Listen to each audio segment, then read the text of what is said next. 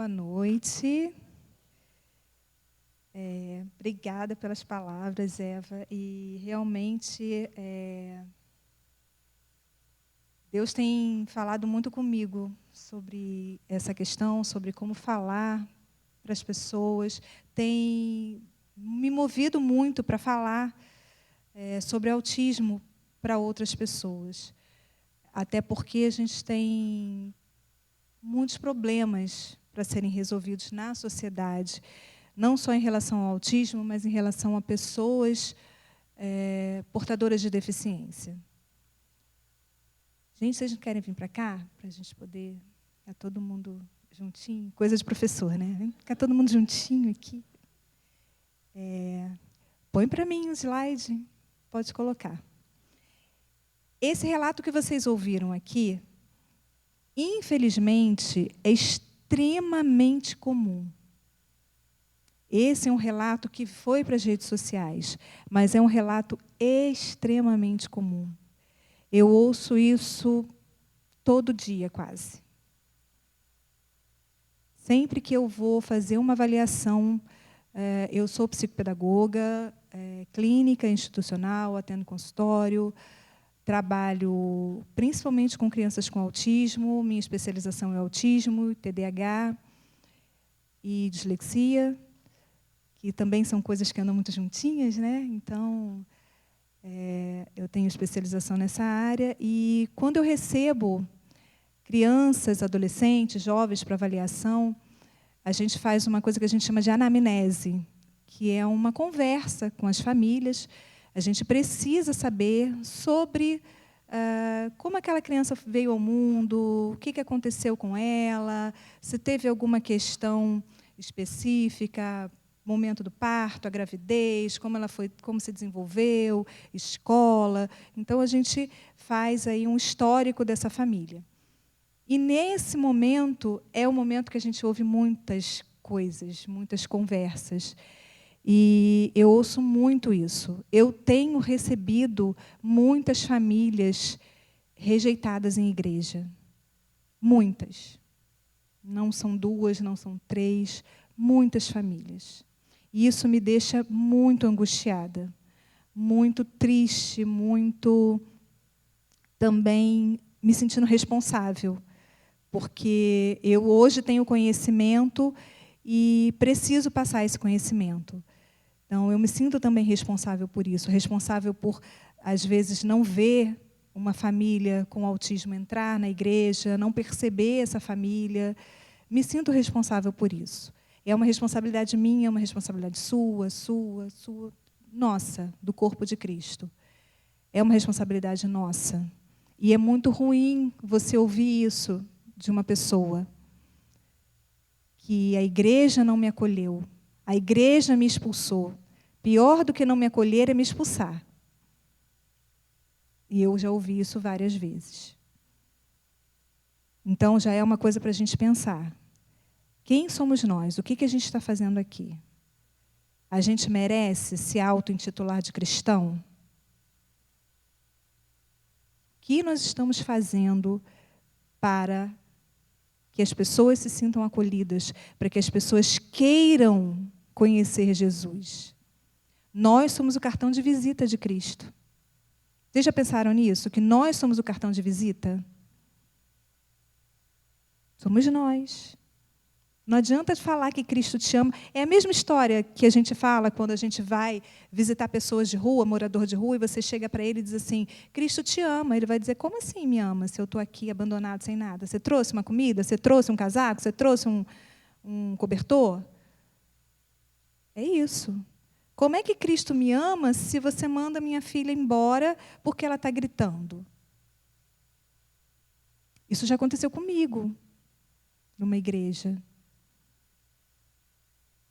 Meu filho teve uma crise, pequeno, teve uma crise, a gente levou ele para uma sala e ele gritava mais ainda, e alguém entrou naquela sala gritando. Não tem ninguém para calar a boca dessa criança, não?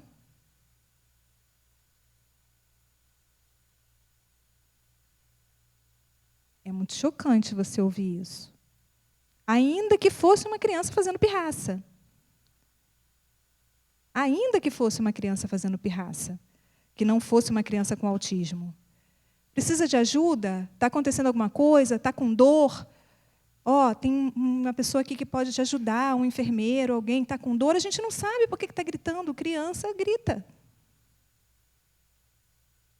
Então, independente de ser uma pessoa com autismo ou não, a nossa postura não pode ser de cala a boca dessa criança. Dá licença que você está atrapalhando o culto. Deixa eu fechar a porta de vidro porque está atrapalhando o culto. Se vira. Não é assim. Qual é o anseio das famílias de autistas? É ter uma sociedade acolhedora.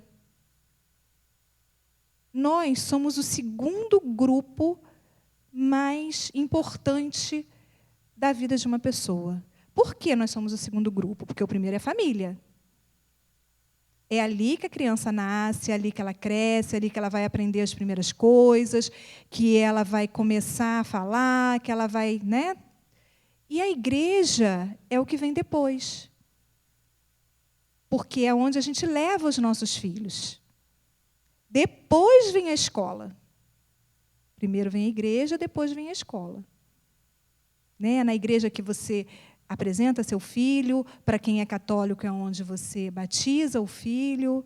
Então, aquele grupo religioso, quase todas as pessoas têm um grupo religioso, independente de ser evangélico ou não. Quase todas as pessoas têm. E mesmo aqueles que não frequentam a igreja, trazem os seus filhos para serem apresentados, levam os seus filhos para serem batizados em igrejas católicas, enfim, em outros locais, mas eles querem mostrar para Deus aquela criança, eles querem que Deus abençoe aquela criança, eles querem que Deus cuide daquela criança. Então, a religião é a segunda coisa mais importante da vida do ser humano, depois da família, como sociedade. E a gente fecha a porta? Qual é o anseio dessas famílias? Pode passar, por favor. A gente tem 4 palavras muito importantes quando a gente fala de inclusão. A primeira delas é a exclusão. Ali eu tenho um gráficozinho para mostrar para vocês. O que é exclusão? Exclusão é aquilo ali. Os ditos normais estão ali dentro da sua bolha, da sua rodinha, e todos aqueles que são diferentes, coloridinhos ali, representados por bolinhas coloridas, estão excluídos, estão do lado de fora. Não tem nenhum direito, nada. Isso já aconteceu muito na sociedade. Ainda hoje, no século XXI, há lugares onde acontece. A Bíblia mostra alguns exemplos disso. O segundo é a segregação, que talvez seja pior do que a exclusão. Porque na segregação, você pega essas pessoas que estão ali do lado de fora e que estão querendo ser inclusas e segrega. Você pega e prende essas pessoas num lugar. Você joga essas pessoas num lugar e deixa elas ali para que elas não incomodem você. Nós tivemos isso com os manicômios, tivemos isso... E no mundo inteiro. Tivemos isso quando se prendia pessoas porque eram deficientes e achavam que aquelas pessoas eram aberrações. Se prendiam essas pessoas em circos, que eram os únicos lugares que elas poderiam viver.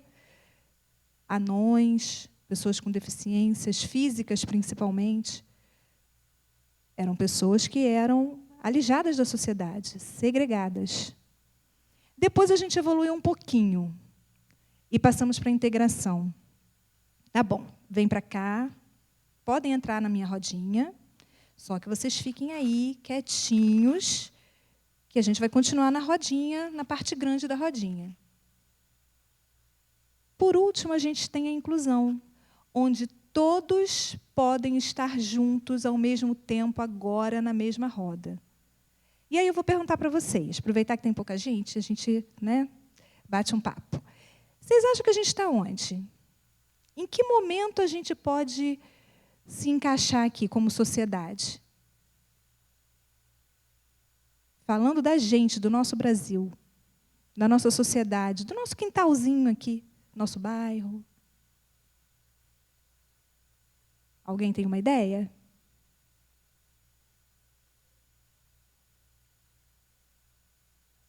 Não, não errou, não. A gente está muito ainda na integração. Sim, sim. Mas eu estou falando assim, aqui na nossa sociedade atual, no nosso Brasil, a gente conseguiu sair um pouco dessa segregação, graças a Deus. A gente já não tem mais, né, manicômios quase, a gente já consegue ter uma visão um pouco diferente disso, mas a gente ainda está na integração. A gente traz, deixa eles entrarem, a gente não traz. Eu não vou buscar. Se ele bater ali na porta, tá bom, entra, mas ó, cantinho aí, tá? Não incomodar. Isso é integração. É isso que a gente vive hoje. Nas escolas, vamos aceitar? Tá bom, vamos aceitar, mas fica aí, desde que ele não dê trabalho. 2 dias de aula eu já estou chamando a mãe porque está me dando trabalho. Eu não procurei estudar, eu não procurei entender aquela criança, eu não falei com a mãe, não conversei com ela, e não estou preocupada, só estou preocupada que ele fique quieto e não me dê trabalho, porque eu tenho mais 35 crianças para cuidar, não posso cuidar mais desse aí. Estou falando da minha área. Quem é da educação sabe disso. E, infelizmente, a gente vê isso. E muito, não é pouco, não. E na igreja? Acontece a mesma coisa, gente. E, infelizmente, acontece a mesma coisa. A gente ainda está na integração. A gente ainda não acordou para a inclusão. E eu não estou falando da Igreja Central de Campo Grande, eu estou falando da Igreja de Cristo. Nós, como corpo de Cristo. E eu sou corpo de Cristo aqui, eu sou corpo de Cristo dentro da minha casa, eu sou corpo de Cristo no meu consultório, eu sou corpo de Cristo quando eu vou no centro de Campo Grande, eu sou corpo de Cristo em todo lugar. A gente não pode tirar isso da nossa mente. Então, a gente ainda vive nessa segregação. Ou, perdão, nessa integração. Pode passar, por favor. Trouxe para vocês um texto que é muito conhecido, muito, muito, muito conhecido. 1 Samuel 16. E ali eu pincei alguns versículos, alguns trechos para ser mais rápida. E é o texto que fala da consagração de Davi como rei. Né? Ele é consagrado por Samuel. Não vou ler, porque a maioria aqui conhece, mas a história todo mundo sabe qual é.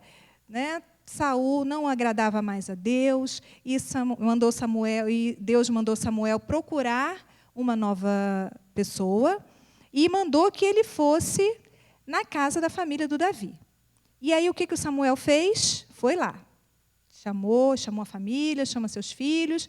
E aí o que aconteceu? Chegou o primeiro filho, ele falou, forte, bonito, inteligente, é esse. E aí, o que Deus falou para ele? Está lá, ó. Vamos lá. O Senhor, contudo, disse a Samuel, não considere sua aparência nem sua altura, pois eu o rejeitei. O Senhor não vê como o homem vê a aparência, mas o Senhor vê o coração. Isso é inclusão. E aí segue a história, foram todos os filhos e não tinha mais nenhum, e não é esse, não é esse, não é esse. E aí quando chegou o novinho, que era miudinho, a palavra de Deus diz que ele era bonito, tal, mas essa não era a questão mais importante. A questão era que era aquele que Deus escolheu. Nós, como seres humanos, como sociedade, temos um modelo muito específico, que não é o modelo de Deus, que não foi esse modelo que ele usou para escolher Davi, que nós sabemos que era um homem imperfeito, não foi esse o modelo que Deus escolheu, o modelo da sociedade. O modelo da sociedade é o modelo da perfeição física. Ao longo dos séculos, essa perfeição física vai mudando. Houve uma época em que ser mais cheinha era a coisa mais bonita do mundo. Então, todas as mulheres tinham essa vontade de ser cheinhas. Houve uma época que você tinha que ter uma cintura Quase as meninas morriam sufocadas de tanto que elas usavam aqueles espartilhos. E eu estou falando muito da mulher porque a gente é muito cobrada, né? Muito mais do que os homens. Mas já houve épocas em que os homens tinham que ter uma beleza muito maior do que as mulheres. Egito Antigo é um exemplo. Na França, na época... filho, me ajuda aí. Esqueci agora, gente, perdão. Mas foi muito cobrado também de homens e mulheres. E hoje a gente tem isso. Homens e mulheres sendo cobrados para ter uma perfeição física. Né? Quem vê rede social vê muito isso. Né? Agora tem uma modinha da pessoa mostrar que a coxa está ficando com a parte lá mais forte. Então, todo mundo, para ser feliz, tem que ter aquela coxa daquele jeito. Todo mundo, para ser feliz, tem que fazer o determinado exercício. Todo mundo, para ser feliz, tem que ter a determinada constituição física, a determinada dieta. Perfeição. Uma perfeição que não existe. Qual é o modelo de cristão? Diversidade. Esse é o modelo cristão. Deus não pediu para que você fosse lindo ou linda, até porque, para Deus, todos nós somos lindos. Se Deus quisesse todo mundo com a mesma cara, Ele nos teria feito com a mesma cara. Então, esse não é o modelo de Deus. No modelo social, a gente tem competição. No modelo de Deus, a gente tem cooperação. Um ajuda o outro. Não é isso? A gente leu sobre isso ainda agora. A gente leu exatamente sobre isso. Somos o corpo de Cristo, temos que estar unidos. Se o rim não funciona direito, o coração não bate direito. E aí a bexiga também tem problema. E aí você vai ter pressão alta, e aí você vai ter um monte de coisa. Nós somos o corpo de Cristo. Então nós precisamos ter cooperação entre nós. Não dá para a gente viver num mundo de competição. O modelo social é de estereótipo. O modelo de Deus é de originalidade. E é por isso que Ele nos faz, cada um com sua característica específica, com seu talento específico. O modelo social é ter. Eu tenho uma casa, eu tenho um carro, eu tenho muitas viagens na minha bagagem, eu tenho isso, eu tenho aquilo. O modelo cristão é ser. O que eu sou? E quando a gente vê a sociedade, o sou eu sou solitário, eu sou triste, eu sou invejoso. Por quê? Porque eu olho a rede social do outro e ele tem mais viagem do que eu. Ele tem mais tempo de academia do que eu. O modelo cristão não é esse. O modelo cristão é ser. Quem eu sou? Quem eu sou? Margarete, o que isso tudo aí tem a ver com inclusão? Tem tudo. Porque quando a gente colabora, quando a gente está junto, quando a gente se entende como cristão, a gente se entende como corpo de Cristo, e a gente entende que aquela pessoa com autismo que está entrando ali, junto com a sua família, é corpo de Cristo. E ela precisa estar aqui como membro. Deus não trouxe essa pessoa aqui à toa. Então a gente entende que a gente precisa trazê-la para o corpo de Cristo. Porque ela é criatura de Deus, assim como eu. E ele tem todo o direito de se tornar filho de Deus, assim como eu me tornei. Então, isso é o modelo de Deus. Pode passar.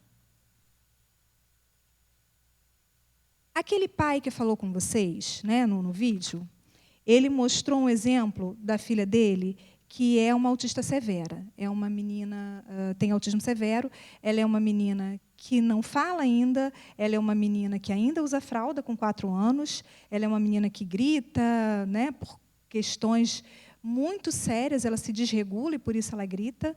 Não é do nada, não deu vontade de gritar e ela sai gritando, tem uma razão específica. E é muito complicado, é muito doído para eles. Porque, como ele falou e como está ali, autismo não tem cara. Vou colocar algumas coisas aqui para vocês importantes. Primeiro, autismo não é doença. É um transtorno. Doença tem cura, ou pelo menos se procura cura. Transtorno, não.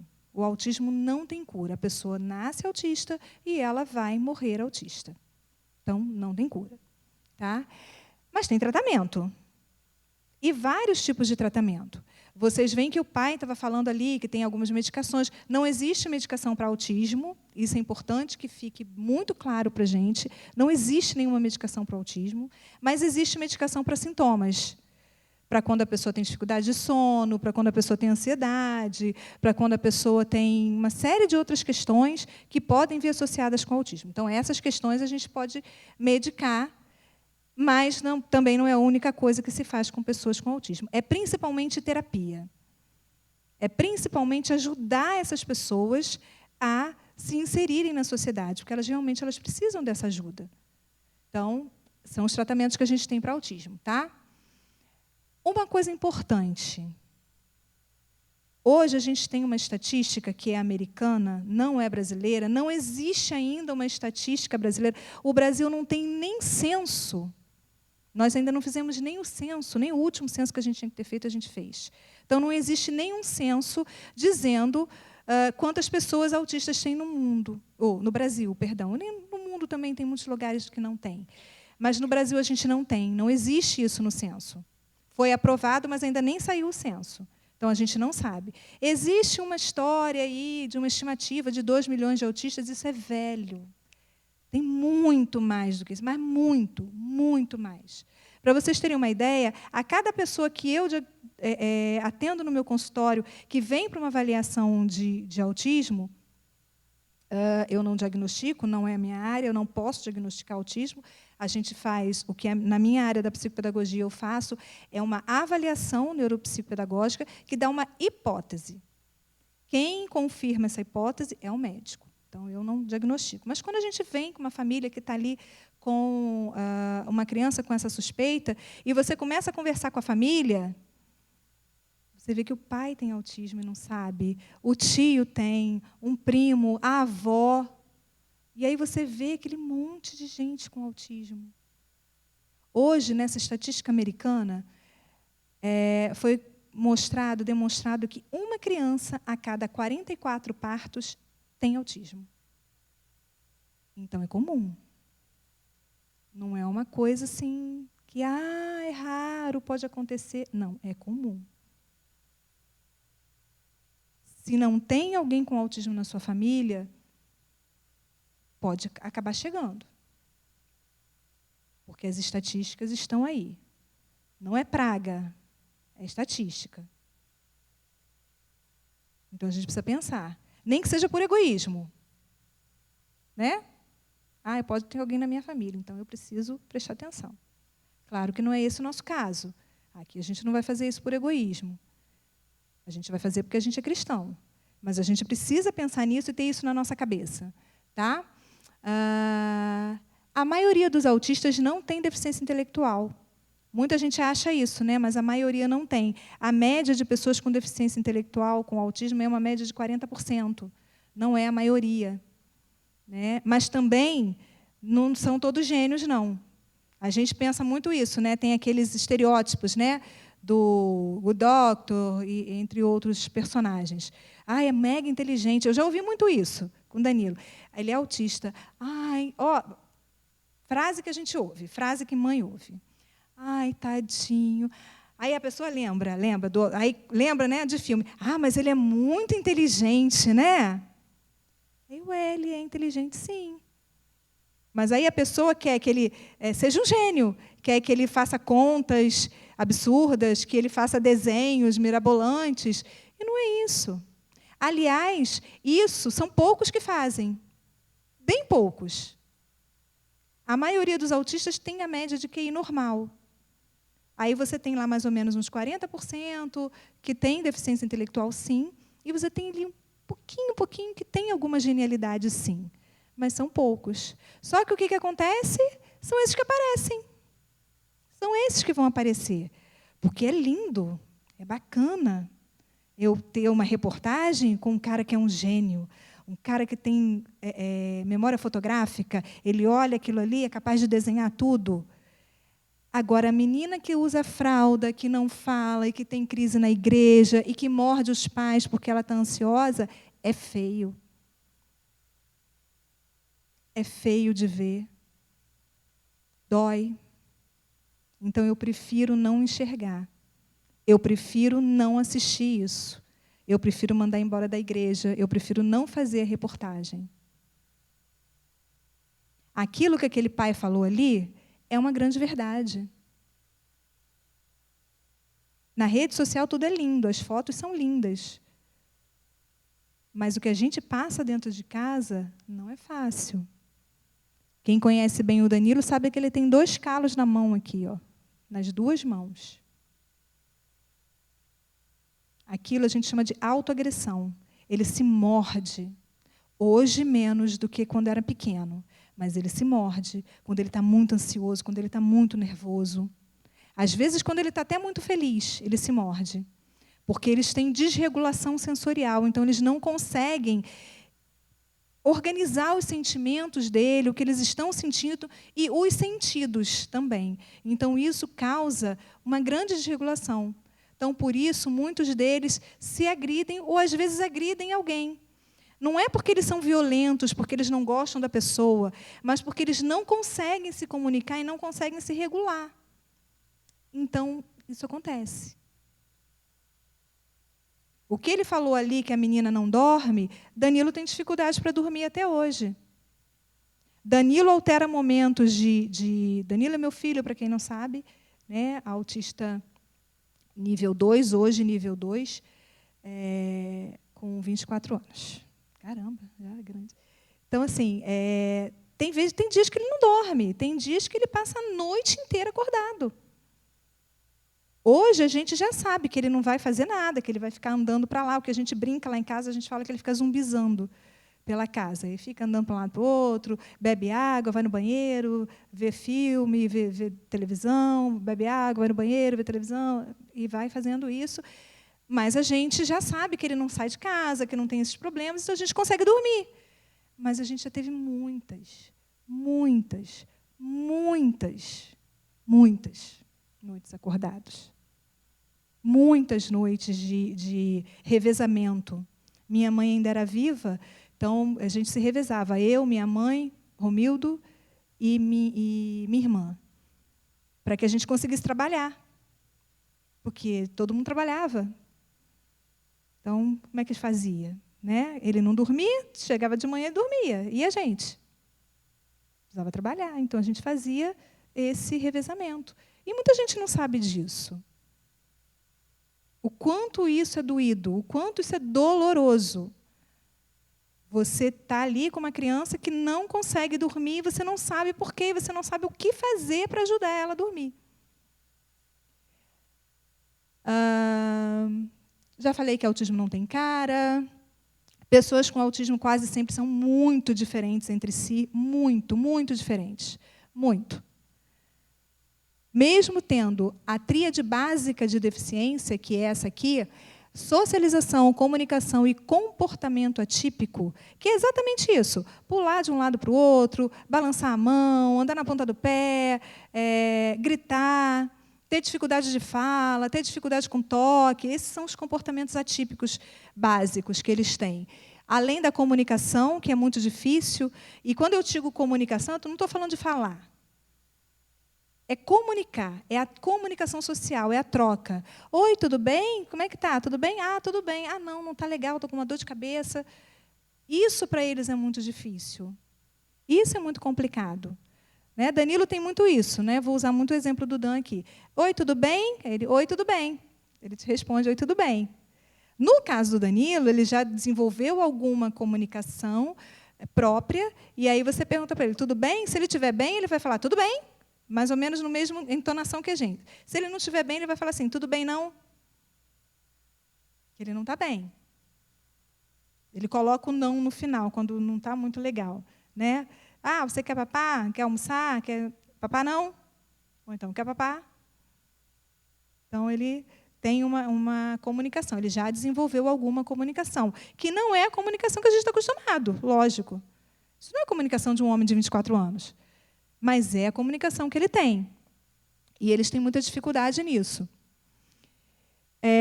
Ali é um ponto que eu queria muito falar com vocês, esses 2 últimos pontos ali. Autistas não são mal educados. Seus pais e mães, geralmente, estão tentando ensinar para eles o que é tão difícil deles aprenderem. Muitas vezes, como aconteceu com esse pai, como aconteceu comigo, e como acontece todo dia com outras pessoas, as pessoas acham que é falta de educação. Principalmente porque autismo não tem cara. Eu me lembro de... O Danilo tem mais ou menos a idade do West Shopping, gente.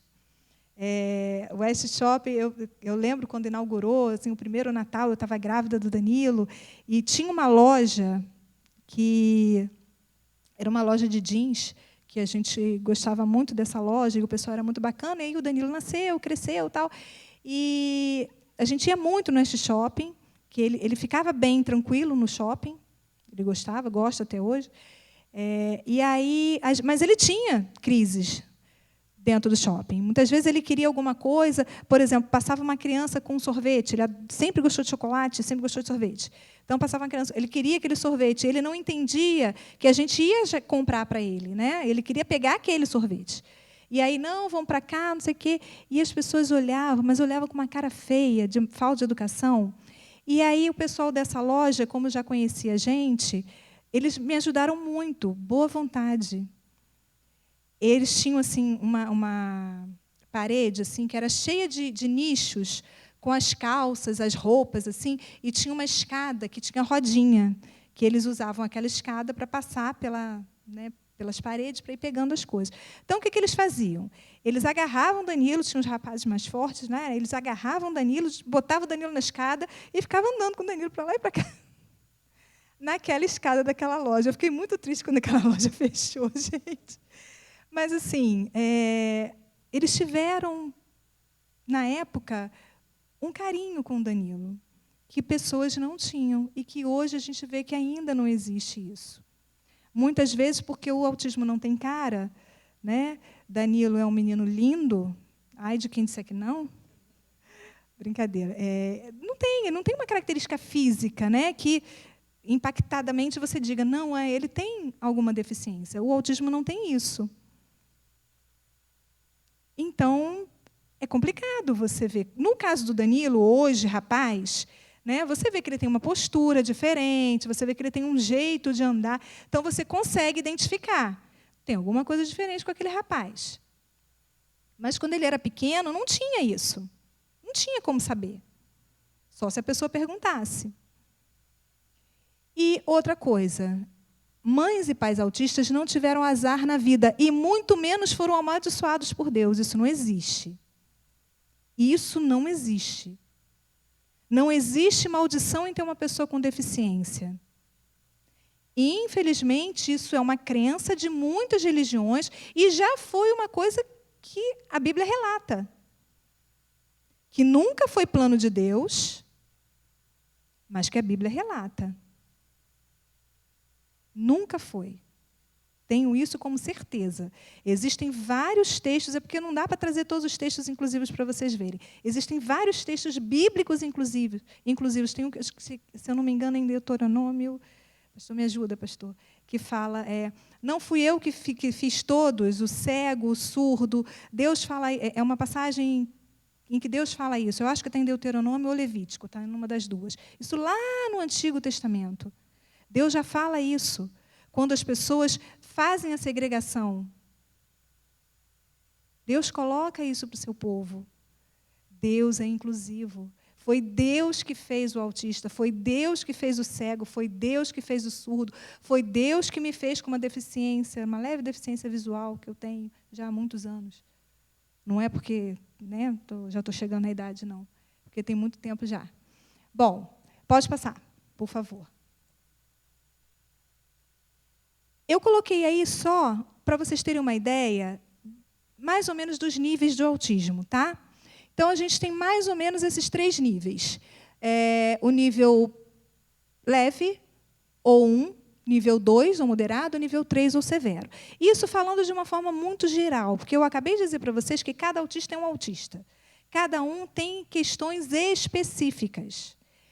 Então, quando a gente tem a pessoa com autismo 1 ou leve, ela tem um bom funcionamento com pouco suporte. O que é isso? Toda pessoa com autismo precisa de ajuda, precisa de suporte, precisa de um nível de suporte, de um nível de ajuda. Não consegue estar totalmente independente. Vai precisar a vida toda, pelo menos, de um pouquinho de ajuda. Então, a pessoa com nível 1, ela precisa de um pouquinho de ajuda. A pessoa com nível 2 precisa de muita ajuda. Danilo, por exemplo. Danilo, ele escolhe o que ele quer comer, ele escolhe a roupa dele, ele escolhe o que ele quer ver, o que ele quer assistir, mas o Danilo não consegue pegar um ônibus para sair de casa. Ele sabe os caminhos que a gente faz, ele conhece todos eles.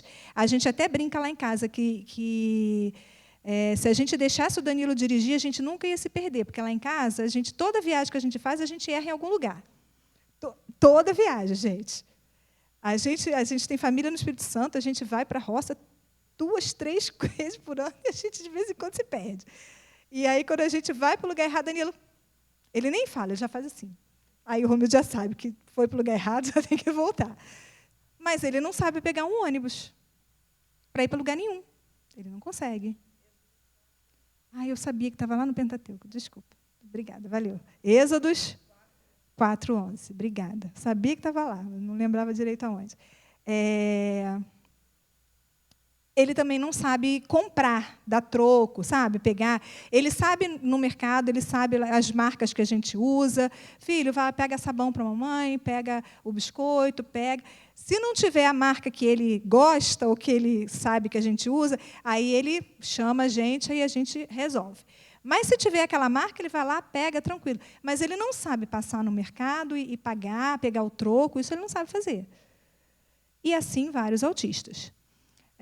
E o nível 3, ou severo, é aquele que tem um baixo funcionamento, mesmo com muito suporte.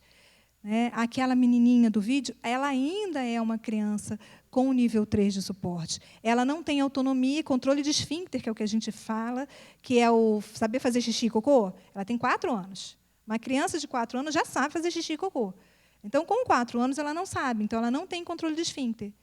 Ela tem muita necessidade de suporte. Ela não sabe dizer suas necessidades e nem compreender muito bem as necessidades dos pais. Então, ela é uma criança que precisa de muito nível de suporte. Ela pode evoluir. Lembra que eu falei isso no início? Com terapia, com ajuda, com muita coisa, ela pode evoluir. Mas ela é uma criança com nível 3. Tá? Pode passar. E o impacto disso na família? A gente tem 2 áreas importantíssimas que vocês precisam saber que impactam uma família com autismo. Pode passar. O primeiro impacto é o emocional. E foi por isso que eu coloquei um iceberg ali. O iceberg é uma montanha de gelo cuja maior parte fica embaixo d'água. O que a gente vê do iceberg, que a gente vê, eu só em filme, que eu nunca fui lá, mas assim a gente vê. Então, é aquela parte pequenininha. Tem aquele famoso filme, o Titanic, aquela coisa linda, que todo mundo... enfim. Então, o que aconteceu ali? Quando o navio passou, a montanha era isso aqui, o morrinho era aquilo ali. Mas o que rasgou o casco do Titanic foi a parte de baixo do iceberg. A parte imensa do iceberg rasgou o Titanic de lado a lado. A lateral dele toda. Então, foi isso que destruiu o Titanic.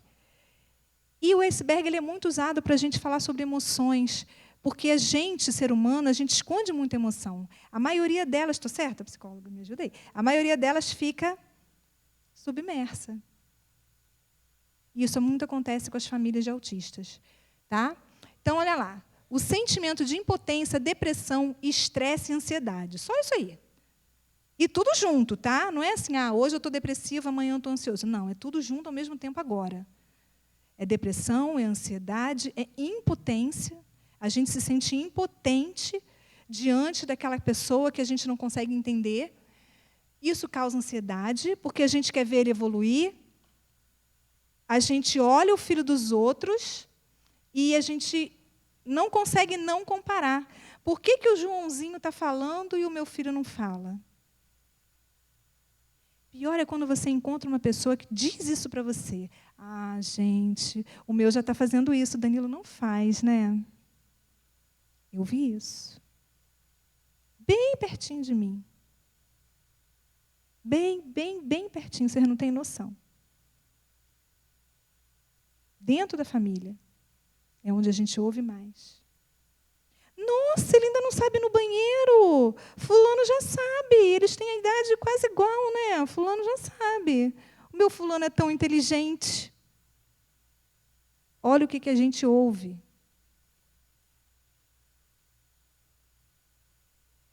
O cuidado com uma criança com autismo pode ser exaustivo e frustrante. Exaustivo, vocês viram, o pai ali, né, a mãe. E frustrante. Frustrante porque você cuida e não consegue enxergar grandes evoluções. Então, isso é muito difícil. Os irmãos também podem sofrer muito. Quando você tem irmãos de uma pessoa com autismo, ele pode sofrer muito. Pode ter vergonha do irmão. Pode se sentir fora da família, porque, às vezes, a família dá tanta atenção àquela pessoa com autismo que esquece de dar atenção ao outro. Então, isso é muito difícil. Lá em casa foi difícil. Não foi fácil. Não pensem que foi fácil. Não pensem isso. Quando eu engravidei do Arthur, né, ele até saiu daqui. Quando eu engravidei do Arthur, quando a gente decidiu engravidar do Arthur, eu pedi para Deus, eu falei, Senhor, se for para ter um filho, eu preciso que ele seja assim, assim, assim, assim, porque eu não sei se eu vou dar conta de outra forma. E Deus é muito misericordioso, porque Deus me deu um filho muito parceiro, um filho que me ajuda, um filho que é um irmãozão. Mas não foi fácil. A gente precisou se policiar muito para não ficar só em cima do Danilo e esquecer do Arthur. Não foi uma coisa fácil. E não é para família nenhuma. Tem uma coisa muito séria. O alto índice de separação e abandono. Geralmente, os maridos abandonam. Conheço mulheres que abandonaram. Conheço famílias que são os homens que estão ali, mas são poucas. O certo é que ninguém abandone o barco. Mas, em geral, os maridos, infelizmente, abandonam o barco. Infelizmente, isso acontece. Arrumam outra família, refazem suas vidas. Quando dão pensão, e a mãe fica ali naquela angústia. É absurdo a quantidade de mães de autista solo. É absurda a quantidade. Vocês não têm noção. É absurda. A vida social fica extremamente prejudicada. E fica, né? Aí o cara não pode ir para a igreja, não pode ir no shopping, não pode ir na reunião da família, né? Porque o filho é mal educado, todo mundo vai chamar de mal educado, não pode nada. Fala. É engraçado, né? Comer com a mão em determinadas sociedades é chique. Esse é o menor problema, né? Uhum. Claro. Mas, enfim. E aí você pergunta, né? Posso ficar aqui, tal, posso ajudar? Não, ele come assim mesmo. Ok, tranquilo, você continua ali comendo você e ele come ali. Enfim, é entender e aceitar cada um. E aí, solidão, perda da individualidade. Né? A mulher, principalmente, ela não consegue sair para fazer um cabelo, fazer uma unha, para sair com as amigas. O que é? Que amiga? O que é isso? Que palavra é essa? Né? Não tem uma amiga para ir à casa dela, não tem uma pessoa com quem ela possa dividir. Né? Ela vira a mãe do fulano, a mãe do autista, a mãe do garoto mal educado, a mãe do garoto que come com a mão. Né? É mais ou menos por aí. Né? Cansaço crônico, né? Vocês viram ali a família, cansaço crônico, já passei por isso, cansaço crônico, e afastamento da família. Pode passar. E aí o impacto financeiro, gente. Médico, suplemento, plano de saúde, tudo isso é caríssimo. Eu sempre brinquei, não sei se alguém vai lembrar aqui, eu sempre brinquei que a gente fala que temos filhos de ouro. O meu é de ouro cravejado com diamante. Porque o que tem de investimento naquele menino é absurdo. Vou botar ele no seguro. Eu sempre brinco com isso. Mas a realidade é que a gente gasta absurdo.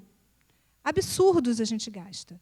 Hoje, o autista tem direito a ter mediador na escola. As escolas continuam negando mediador. E as famílias ficam reféns, acabam pagando o mediador por fora. E não tem fiscalização.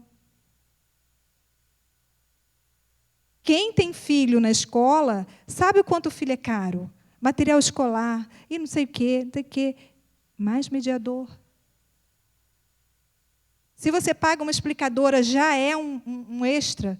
Imagina o autista que precisa do mediador, precisa do psicopedagogo, precisa do psicólogo, precisa do TO.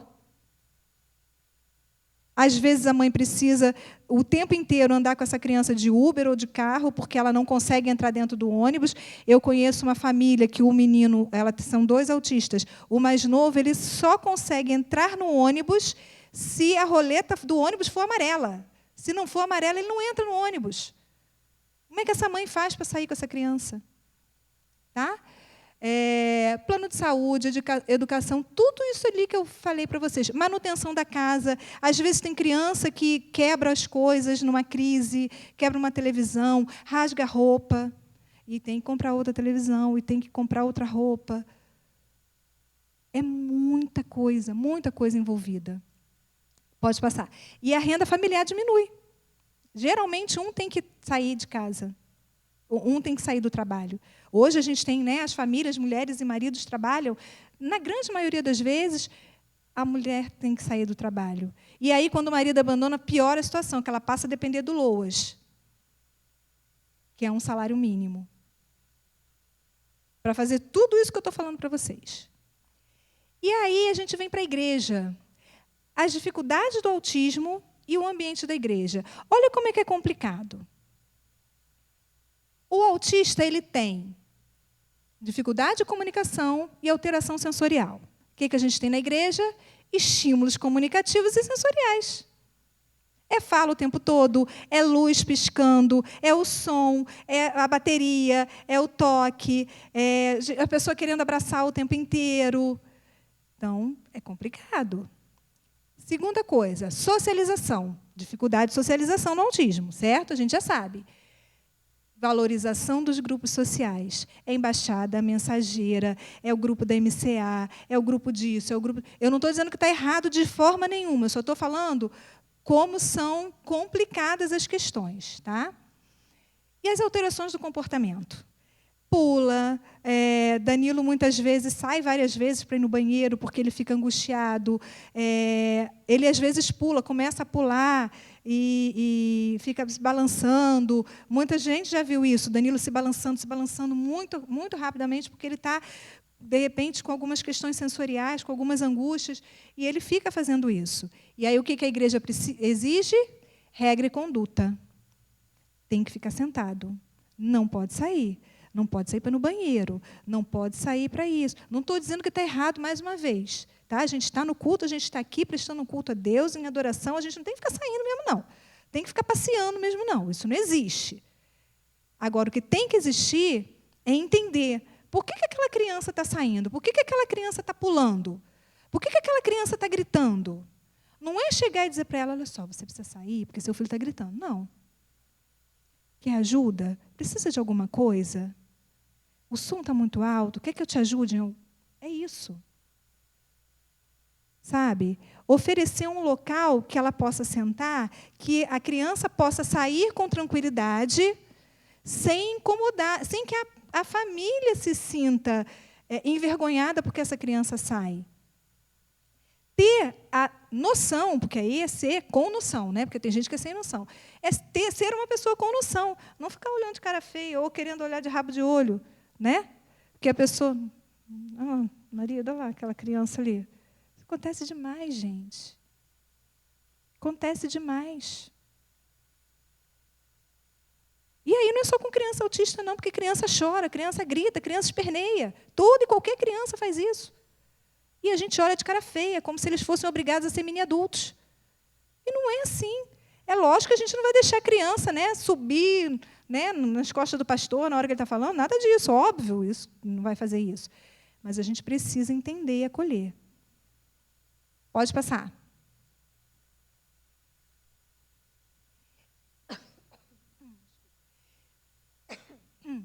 E quais são as ações que a igreja precisa fazer para incluir?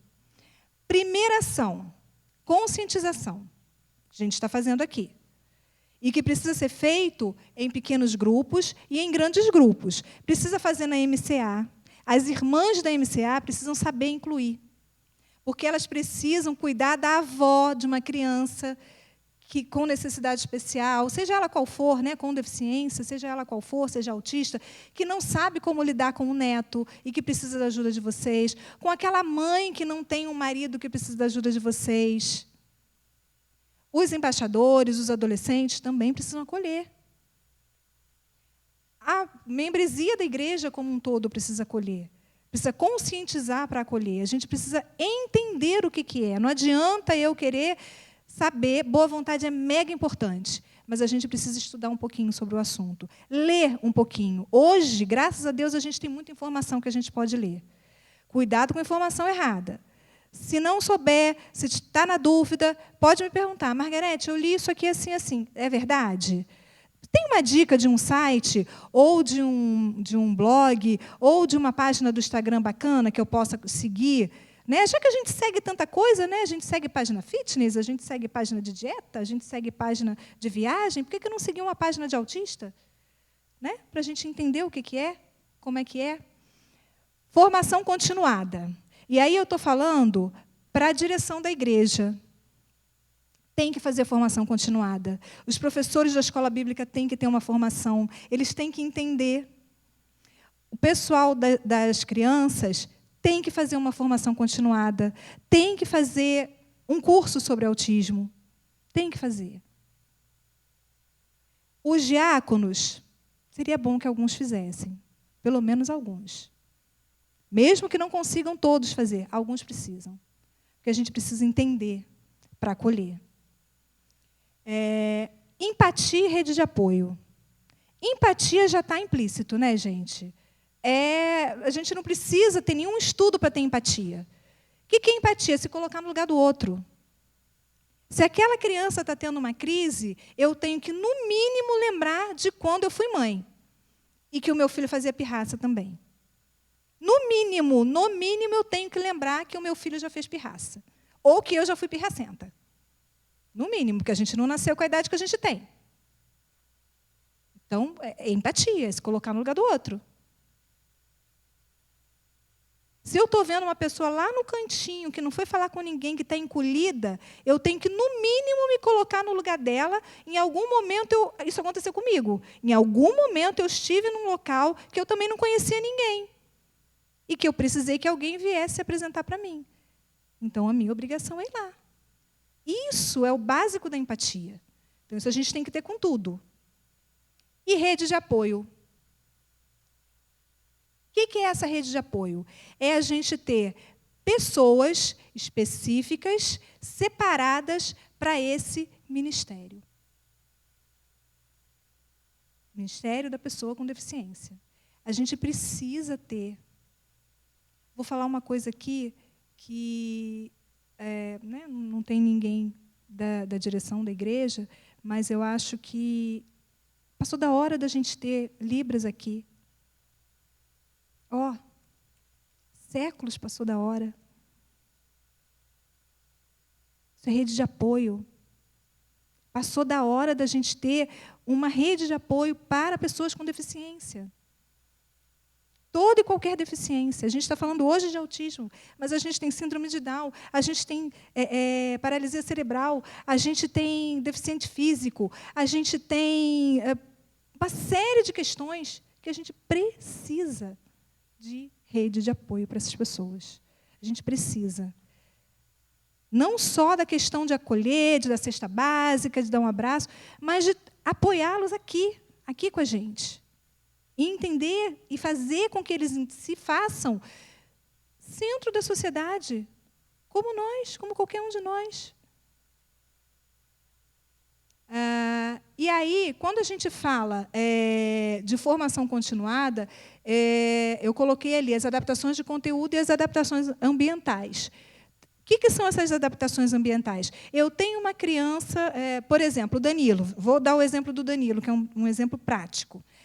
Toda vez que tem culto, que tem aquelas luzes que piscam muito, o Danilo fica incomodado. Fica muito incomodado. Então, eu conversei esses dias, até conversei com o pastor Davi sobre isso, eles estão estudando uma forma de diminuir um pouco esse pisca-pisca de luz. Vocês sabiam que aquele pisca-pisca de luz pode provocar uma crise convulsiva? Vocês sabiam disso? Não estou dizendo que não tem que ter pisca-pisca de jeito nenhum. Eu gosto pra caramba, eu gosto. Gosto do barulho, eu gosto muito. Mas, assim, a gente precisa ter um cuidado. Se a gente tem uma pessoa ou alguém que a gente conheça, que sabe, que tem epilepsia, que está na igreja, epilepsia também não tem cara. Não tem. Mas eu preciso evitar, eu preciso dar... É só um exemplo, tá, gente? Então, a gente precisa ter esses cuidados. Então, são algumas adaptações ambientais. Eu tenho uma criança com autismo na classinha. Evita ter muito papel colado pela parede, porque isso angustia. Excesso de estímulo dá muito problema para eles. Então, são pequenas adaptações ambientais, tem um monte, mas é só para vocês terem uma ideia. E as adaptações de conteúdo também. Como que eu vou dar a lição? Como que eu vou dar a lição da escola dominical para essa pessoa?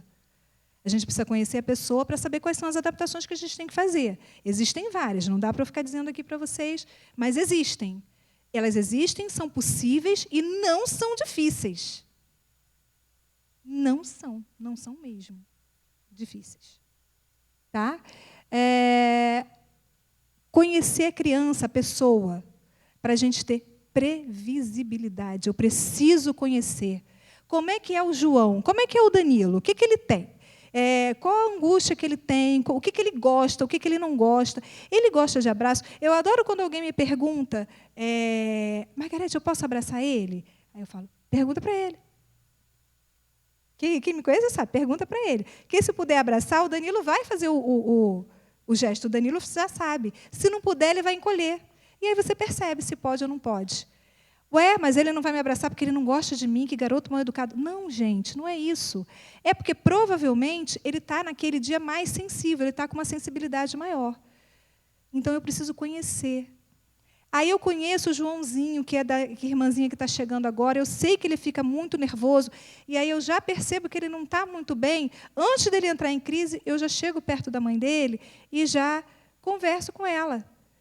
Ele quer uma água, você quer alguma coisa, quer uma ajuda? Para, às vezes, evitar essa crise. Porque depois que a crise se instala, igual apareceu ali no vídeo da menininha, é difícil. É só o tempo, paciência. Às vezes, se você tentar segurar, é pior. A gente que é terapeuta, a gente tem treinamento de contenção. Mas são treinamentos... A contenção não é bonita de se ver. Ela não é bonita. Então, se a gente puder evitar, antes da gente ter que fazer uma contenção, é melhor. Pode passar. Quando a gente faz tudo isso, estou acabando aqui. Quando a gente faz tudo isso, a gente cria a equidade. Equidade é muito mais do que igualdade. Igualdade é aquilo ali, ó, dar as mesmas oportunidades, independente das necessidades. Eu quero uma maçã, então sobe aí no caixote e pega a maçã. Vocês estão vendo que nem todo mundo vai conseguir pegar a maçã com o mesmo caixote. Eu tô tratando todo mundo igual. Todo mundo igual. Vocês não querem os mesmos direitos, então vão tratar todo mundo igual. Não é assim. A gente precisa tratar cada um respeitando as suas especificidades, respeitando as diferenças. E aí você chega à equidade. É adaptar as oportunidades de acordo com a necessidade, deixando justa. Isso é equidade, é isso que a gente tem que ter. É adaptar essas oportunidades. Eu preciso de um caixote, o outro precisa de 2, o outro é alto, não precisa de nenhum. Isso é equidade. É deixar que todo mundo possa escolher a maçã que quer. Pode passar. mostrar para vocês 3 lições com Paulo. A gente gosta muito de Paulo, né? Eu, particularmente, gosto muito. Lá em Coríntios 12, de 5 a 10, fala sobre aquele famoso espinho na carne. Né? Aquele famoso espinho, famoso que ninguém sabe qual é. Né?